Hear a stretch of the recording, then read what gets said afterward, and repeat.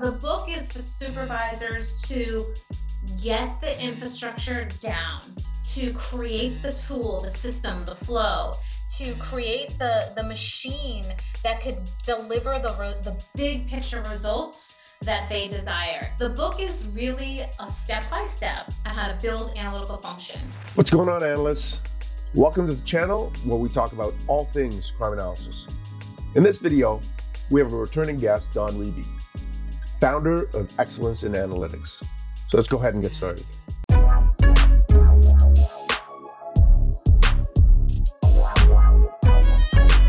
Today's guest is Dawn Reby, founder of Excellence in Analytics. She's a subject matter expert, author, trainer, seasoned analyst, and leadership coach focused on data-driven operations development. Dawn is a certified law enforcement analyst with over 20 years of experience. She recently came back from hosting some training in the Middle East. Yep. So Dawn, talk about Saudi Arabia and your experience over there. Yes, so I was invited by ISATAP, which is an arm of government, to teach out in Saudi Arabia. And I thought, this was around November, and I thought, no flipping way, like this isn't real. I was like, what are you talking about, right? And so they said, we want you to come out in March. And I'm thinking to myself, I don't even have a passport. I've never been out of the country. And I'm like, wait, is this even serious? So they were serious. And so I whipped together a presentation and I had no idea what I was getting into. They said, we want you to teach folks in Saudi Arabia, military and police, how to build analytical capacity. Now, when I told my family that I was going to Saudi Arabia, they were just like, are you crazy? Are you nuts? Like, what are you doing? Women aren't allowed to drive, like, or maybe they just got to drive. And I was like, no, this is a wonderful opportunity to bring what we do here in the US and help build it in Saudi. So Saudi is looking to really just create infrastructure there relative to analysis, right? So there's a whole different policing system out there than there is in the US, and they want to open up tourism and have this kind of tourist police happening out there. And how do we do that in a way that's not necessarily punitive, but more based on intelligence, right? So they invited me to go out there and teach on that. I was supposed to go out with Deb Peel, and who's amazing. And she was not able to come. So I ended up going out with another wonderful analyst. And so we went out there, and the experience, well, I was a little afraid in the beginning, right? So I'm trying to figure out what clothing I need to wear. I was told I needed to be dressed all in black and my head needed to be covered. And I was like, what is it going to be like? And so I thought there would be women in the training as well. So I was excited to be part of a movement that was getting women into policing. When I got there, there were no women in the class, which was okay, right? I was just happy to be there and really helping them build that infrastructure, and surprised, blown away that I was even there. And so I got my passport. They somehow sped up the process, and off I go to Saudi Arabia, and realizing how far away it is and how exciting it is. I just dove right in. So out there, it was different than I had imagined. So I had imagined somehow Mandy, I put in my brain that it was going to be like some undercover vehicle that, is all blacked out windows and they're driving us around and I'm covering everything and running in. Like, I had imagined this weirdness. And the ISATAP team was quite wonderful. They debriefed us multiple times prior to going there about what it would be like, and really squashed a lot of the, energy that was inside of us as we were heading out. So when we got there, man, it was pretty amazing. The architecture there is so unique. I have some videos on YouTube that take pictures of these zebra buildings and braided cheese buildings. It's pretty wild. The architecture is pretty wild. The culture is a lot calmer than our culture here in US. It's a lot quieter. So places where you have large gatherings, you don't have yelling and screaming and loud music. It's more like cooking, right? So on the speaker, they had this woman teaching people how to cook. It had date education, like dates, as in like the ones you eat, education on them. So these herbs and sales, and just very calm, soft music playing. I was like, wow, this is pretty calm. Everyone was pleasant, welcoming us, inviting us in. So for the actual training, I wasn't quite sure how it would be. I'm a female. I'm wondering how these males, or military males, style males, are going to respond. I thought it would be a very quiet class. We had translators there with us, and that was my first time with a translator teaching with me, right? So I was really curious about how it was all going to unfold, and I was really happy with the response. Folks were engaged. They were interacting. I'm like, these are cops, and they're interacting. They're enthusiastic. They're asking questions, cultural questions, as well as policing questions. And so we got to know them a lot better, experience their culture, go out to eat. I got to eat with my hands and really see what a traditional Saudi Arabian meal was like, an Arabic meal is like. And so I'm just so thankful for the opportunity. I was blown away with every single angle out there that I was personally, professionally, and even the ISATAP team, a beautiful group of people, just so welcoming, so inviting. I'm so thankful for that opportunity. So what branch of government was involved? So it's under the DOJ, and then ISATAP is US, and basically the kingdom, KSA, the Kingdom of Saudi Arabia, collaborates with DOJ, and then ISATAP is kind of the funder who organizes the whole thing on the US side. Yeah. What was the focus of your training? Crime analysis, data mining, or was it more focused on leadership? So this particular training was to teach them the concepts and the theories around building analytical function. So the purpose of it, the vision of it, how crime analysis actually works in an agency, how communication happens, how to use action-driven products, and so forth. So there wasn't like, any statistical training or anything like that. It was really big picture concepts.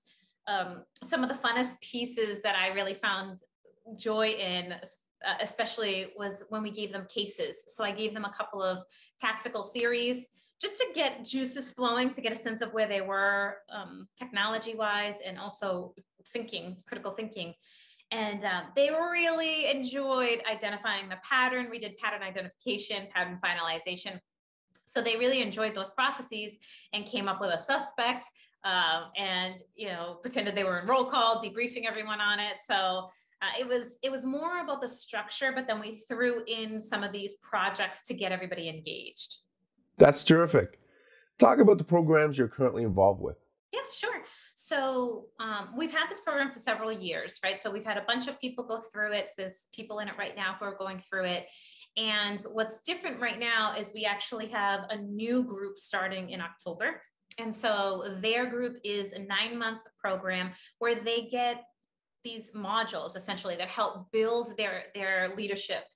And so you have so many people in law enforcement who go to like some 5-hour training or some 5-day training, and they're like, you're now a leader and you're now our supervisor. And they teach them some HR stuff and, things that kind of get them going, but it really isn't enough.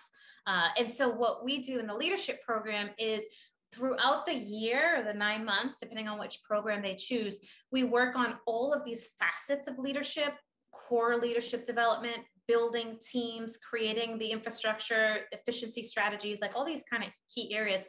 We work through with them throughout the year to build. And so they also have the opportunity to practice being that supervisor. Like, so when we have these mock scenarios that if a situation occurs, how can you lead someone into success? And so those tend to be the most fun, where folks love coaching each other and getting in on each other. But, for the most part, the leadership program is instrumental in shifting how supervisors lead their teams and how they themselves lead their own lives. everyone who's been through the program, Manny, I can't, this is unbelievable. Everybody who's been through the program has been through it again. Like they don't want to leave. I can't get rid of them. They're like, what else do you have for us? I learned so much. Can I do something else? And so I build another level to it. And it's incredible to watch the growth. It's incredible to watch maybe a supervisor who was so stressed out every day, unable to really communicate with certain folks and unsure of how to communicate and unsure of how to lead and rise people up and taking on a lot of their challenges on their own, right?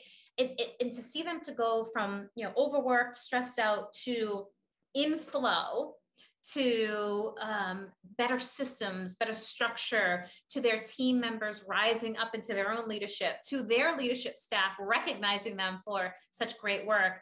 Seeing them go through that process is unbelievable. So we have a new one starting October 4th, and that's all the way through June. So we'll have a nice group graduating in June. We're only opening up enrollment once a year at this point because we've had, kind of this mixed enrollment. So now we're doing October to June every year. So if you don't enroll in October, you miss out and you have to wait till next October. I think you found the right mixture of ingredients, which is one of the toughest things to do. You talked about rising up, and I see that you've got a number of analysts featured in your group. Talk about the kind of empowerment that you're providing these analysts. What is it that you want to accomplish? And in its current state, do you think you've accomplished that? So I find that analysts have the hardest time sharing their own successes. They struggle with saying, I did a good job. So I know that that's the case with so many of them. So we do that for them because a couple of things happen when you rise the people around you. You create this culture of feeling really good. You create this culture of investing in your own growth and development. You create this culture of role ownership, right? And, you get these folks really recognized for the quality folks that they are. And so as I'm coaching, analysts and analyst supervisors and other leaders, I'm seeing success after success, and they're going from challenge to challenge. And I said, pause. Let's celebrate. You've done so well. And I love when the light bulb goes off in their minds and they're thinking to themselves and saying, you're right, Dawn. I've worked hard and I should recognize that I'm doing a good job, but they won't do it themselves. Like they simply won't say, I'm amazing. Right. And so every single opportunity that I get to rise somebody, I think makes me live my best life and helps them live their best lives too. And sharing that on social media, my intention behind that is to really help their chiefs, their executives, to recognize them, to let them know that they are doing really well, and to really ignite them to continue that momentum of rising other people, right? Like when you see good things happening, it's not hard for you to say, Jane is doing really well. I'm going to let her know. Right. And so we create this system, this environment, this industry of less like suppression and more rising each other up as an entire unit. You've got a book release scheduled soon. Yes, Talk to me about the inspiration for this project. Yeah. So Manny, I think overall, we think way too small. We think so close to what's in front of us, right? So when an agency, and I've worked with hundreds of them, right? So when an agency says, oh, I want crime analysis, they don't fully grasp and understand the amount of amazingness that quality analytics can bring to them. All of the benefits, right? The transparency, the reduction in crashes and crime, the better deployment strategies, the assessment of those deployment strategies, and just doing more with less, right? And so when I see agencies building analytical capacity, they're like, oh, we'll just grab someone from records and have them analyze some numbers, and that'll be crime analysis. And so they're thinking so small. And so I really wanted to provide a tool for folks to take a step back from looking so close and see the bigger picture and how to have vision outside of what's right in front of them. And I see a lot of analysts and supervisors, and sometimes, a captain may not be even in charge of, or might not even be performing the analytics, right? But they have to get crime analysis going. Someone wants statistics, it starts off as, right? And so they're like, can you just teach me how to get my numbers? And I want to excite them about the totality of what crime analysis can be, not just numbers.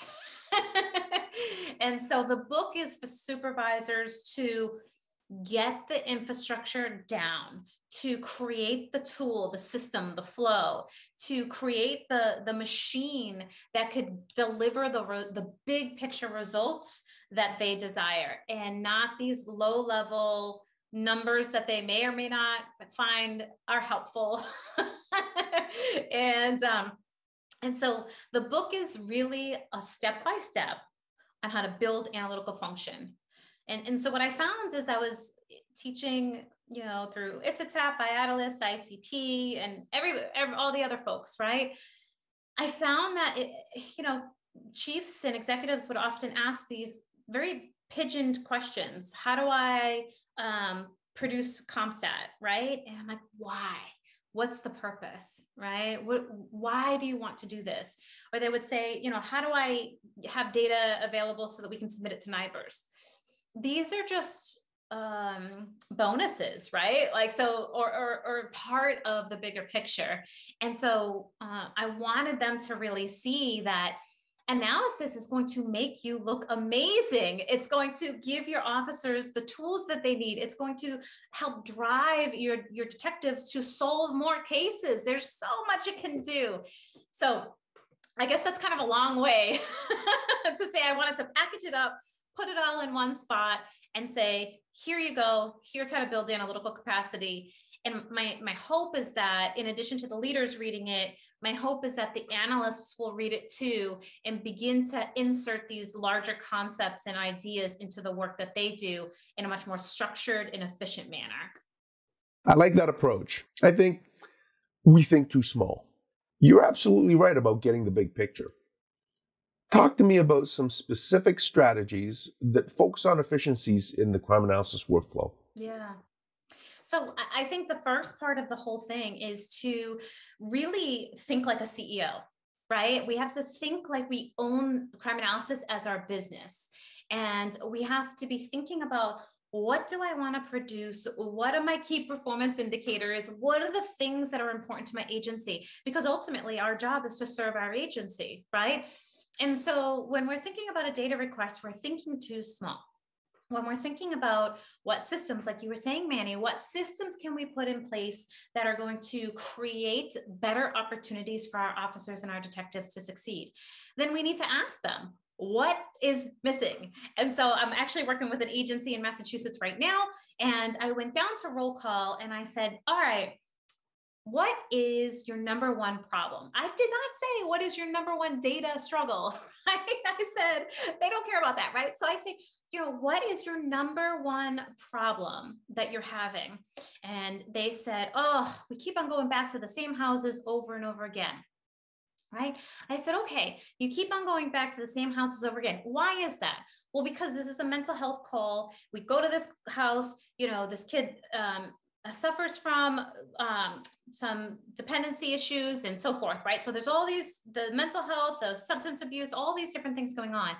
And as this officer is talking about that, a detective chimes in and says, yeah, we have the same issue over here. Oh my gosh, we have the same issue with this mental health, over here. And so I said to them, okay, so from what I'm understanding, if we can find a solution to the mental health challenges or mental health calls rather that you're responding to, then that would really help you, not go from call to call to call, because that was part of their challenge.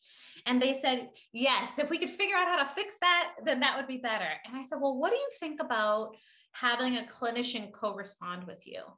Oh my gosh, what would that look like? What would that mean? So a clinician could be a co-responder with you, right? There's that model in the US. It might be in Canada too, and some other countries, where the clinician's co-responding. Would that be helpful for you? Oh yeah, because the hospital paperwork is always wrong, or, they need services that we can't provide. So we talk about the solutions, right? And so I said, okay, so if the mental health calls for service are the things that are really taking up a lot of your time, and some solutions for you could be a clinician, then what if we capture our mental health calls so that I can go and figure out how we can develop partnerships with somebody to bring in clinicians, right? So now we're all big picture stuff. And so we drill it down and they say, okay, well, what do you need from us? Right. And I say, well, what I need from you is every time you go to a mental health call, make sure that it's listed as mental health call and you have some good notes in there so that I can pull that information out and do the thing that I do. Right. So then I take this information and I go to the chief and I say, all right, chief, here's what they're saying down on roll call. This is the biggest problem that we're seeing, mental health clinicians. And the chief's like, I'm already on that. I've been wanting this mental health thing already happening. So then I think as an analyst, right, as an analyst whose job is efficiency development, solution development, partnership development, I think, who do I know? Who do I know who I can start talking to about bringing solutions to this community? So I talked to, some directors of clinician facilities and develop a partnership with them, or revive a partnership, because I knew him from a few years ago, and bring him together with my chief to see if it would make sense for us to partner, right? And this, he says, well, what do you need from us? Or I say, what do you need from us? And he says, I need your data.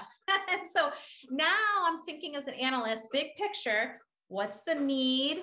What partnerships are already taking place? How can I tap into my partnerships and resources to create those efficiencies and systems? And so now I start building it out from that macro level. This is what analysts need to do. Analysts need to have this bigger picture. And now, I should back that up with, now we're getting a clinician for a fraction of the dollar because we worked on some partnerships, right, to make that happen. And so, when I think about the role of crime analysis, the old crime analyst in me from 20 years ago might have just been like, oh, I'll run the numbers. And then that's it, right? And I'll hand it off to somebody else. But the new crime analyst, the bigger picture thinker, the owner of crime analysis, the CEO of crime analyst in me says, I need to create solutions. So who do I need to talk to? Who do I need to partner with? Who do I need to inspire to write a good report? What efficiency systems can I bring into play to full circle create a solution? And that's the difference in all of this, Manny, is for us to be thinking that broader macro level thinking about those key things: strategies, vision, strategy, efficiencies, partnerships, and systems. One of your chapters is leadership in crime analysis. Talk about the essence of what leadership means when it comes to crime analysis. Yeah. So we need to be building our own leadership as analysts, right? Leadership of self, right? Taking really good care of ourselves, showing up as our best selves, and leadership of our role. And so when we are supervisors telling our analysts every minute thing to do, then they are going to rely on us to make every decision, right? But when we empower our analysts to own their roles, right, to lead in their roles, then we are working together as a team. We are rising, that they are filling a gap. We are not, doing and telling them every little thing to do. We are welcoming their inspiration. We are welcoming their innovation, their talents, their skills. And so, when an individual is employed by a police department as an analyst, we often see high return rates, right? Like they're flipping. They go to the next agency. In fact, I'm working with 4 analysts right now who are leaving law enforcement to get paid double in the private sector, right? They have less stress, they have less anxiety, they are treated better, and they are making more money, right? And so it is important for our law enforcement to recognize that crime analysis should not be a stepping stone for analysts to get up and go somewhere else, or to remain there and be miserable, right? Like be upset and angry. And so, although there's plenty of analysts who are not upset and angry, there are plenty of analysts who are happy. But it is critical for us to identify the leadership in everyone around us. Like even in the janitor, right? I want that person to take leadership of their role. I want the people around me to be able to offer their best so that I can trust them, so that I can give them what they need to be successful, and so that they can vocalize what they need to be successful.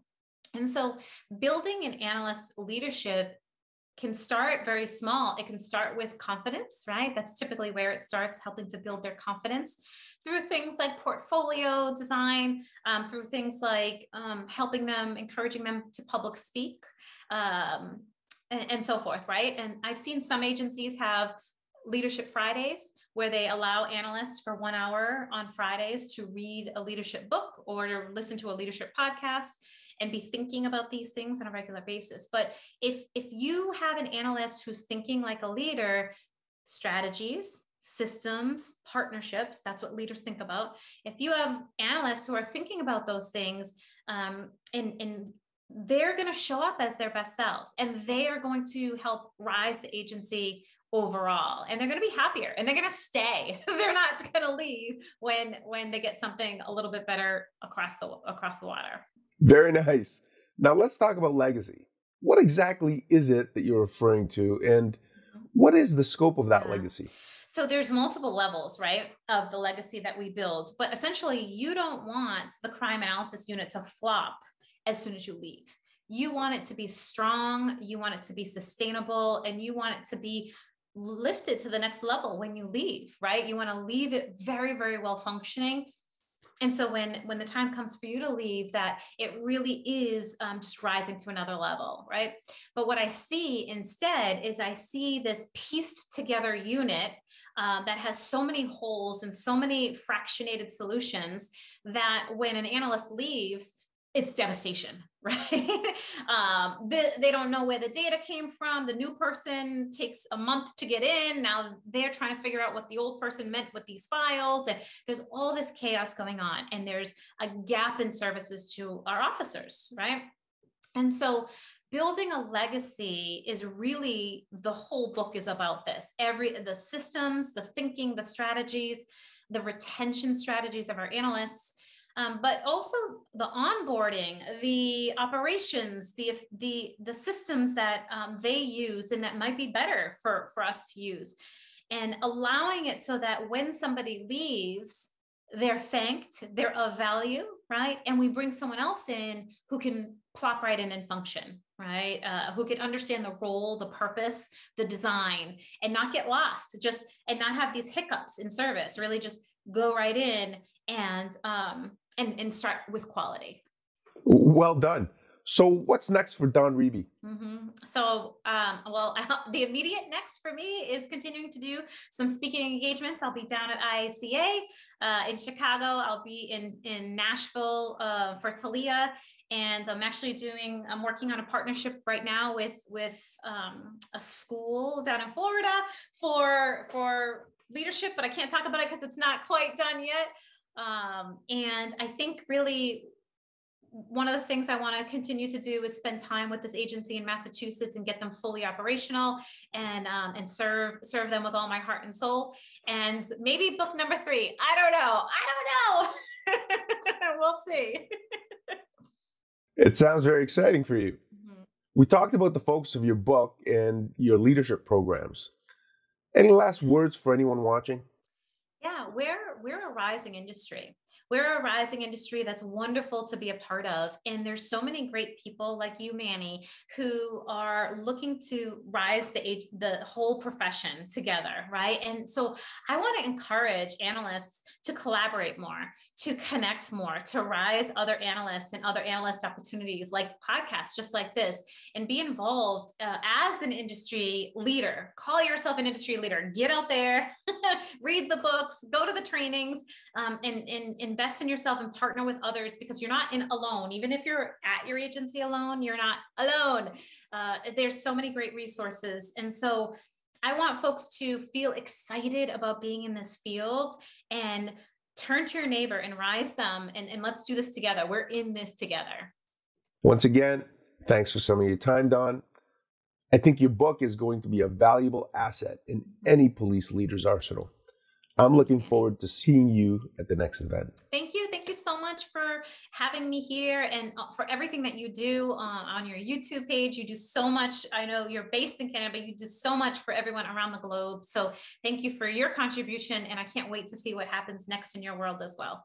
That's Dawn Reby, subject matter expert, author, leadership coach, and friend. If you found value in this video, smash that like, click subscribe, and share this video with your friends and colleagues. And don't forget to hit that bell so you don't miss any of our episodes. See you next time.